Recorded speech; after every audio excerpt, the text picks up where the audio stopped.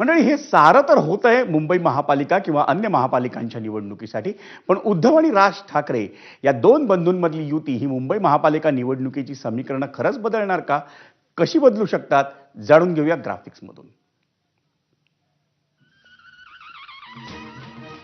2017 मधली मतांची टक्केवारी आपण पाहतोय, तेव्हा एकसंध शिवसेनेनं 30.41% मतं मिळवली होती, भाजपनं 28.28% आणि मनसेनं 8.52% मतं मिळवली होती.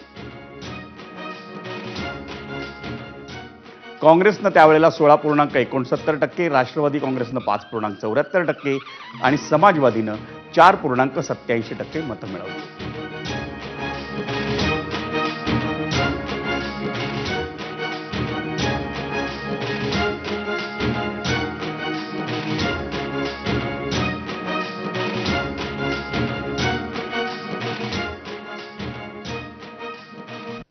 आणि 2024 मधली मतांची टक्केवारी आपण पाहतोय, जी विधानसभा निवडणुकीतली मुंबईची आहे. भाजप 29.2%, शिंदेची शिवसेना 17.7%,